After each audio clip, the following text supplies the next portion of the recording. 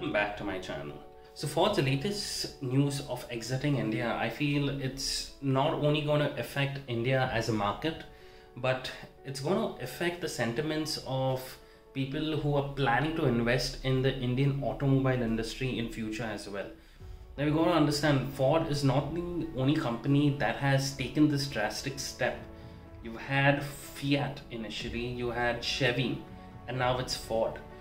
The thing that's surprising the most is, I can understand from Fiat's point of view, not many people took safety and build quality over fuel efficiency. In terms of Chevy as well, the sale was not exactly as per what they had expected, but I'm just talking from a layman's point of view. Visually, every 6th or 7th car is a Ford. It's not like the number of cars that they were selling was significantly lower. But as per their accounts, they have incurred a loss of $2 billion as opposed to an investment of $2.5 billion. So it absolutely makes sense for the mother company to shut their operations, at least in India.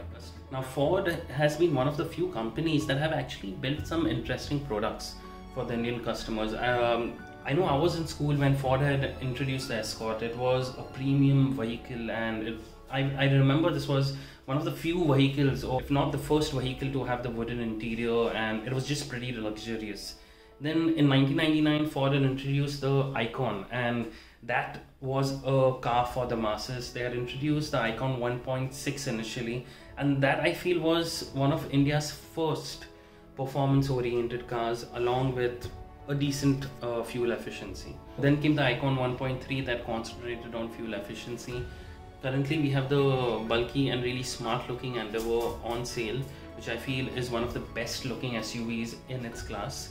Then you have the Ford EcoSport, you have the Ford Freestyle, you have the Ford Figo. These are all really good vehicles, and unfortunately none of them will continue production.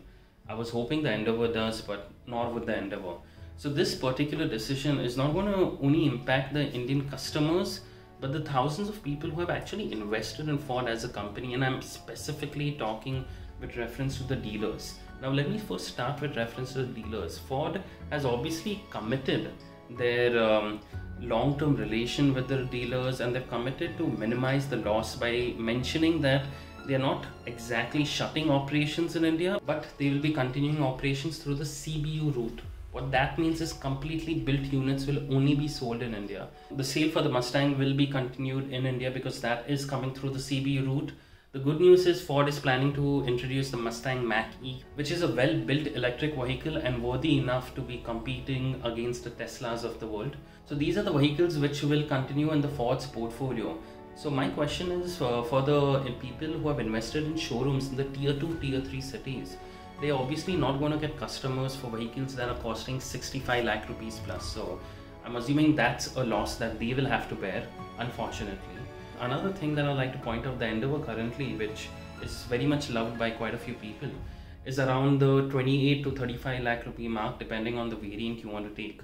Now, if you import that from the US directly through the CBU route, it will cost well beyond 50 lakh rupees, which doesn't make sense. So that is an unfortunate thing for us as well. Now, with reference to the current customers, Ford has committed they will continue with reference to supplying spare parts to the current customers, but I don't know how financially feasible it would be for Ford to continue manufacturing spare parts for vehicles which are anyways dwindling in terms of numbers. So the current customers also, I'm assuming, since Ford is really good built, in the next 3-4 years it may not be a concern, but it may be in the future as well. So now with Chevy and Ford exiting India, the influence of American vehicles in the Indian automobile industry has obviously dwindled to a very large extent. You may not find the American built quality as good, say, as the Japanese. I'm saying you may. There may be few critics. I personally find Ford vehicles really good built. My father owns a Ford, so I can confidently say the Ford vehicles are built really good. But irrespective, there's one thing that you can't take away from Ford is with reference to safety. Their vehicles had consistent good safety star ratings, and So now with the exit of Ford and Chevy, the influence of American automobiles on the Indian market has dwindled to a large extent. We are left with the Japanese and Korean manufacturers at large. Obviously, we have our very own home-built manufacturers like Tata and Mahindra. Being an Indian, I can proudly say that their vehicles are far, far safer than quite a few foreign manufacturers. And finally, my condolences for whoever had purchased a Ford 2 or 3 months ago, because your same product, brand new, would be costing maybe 20-30% cheaper.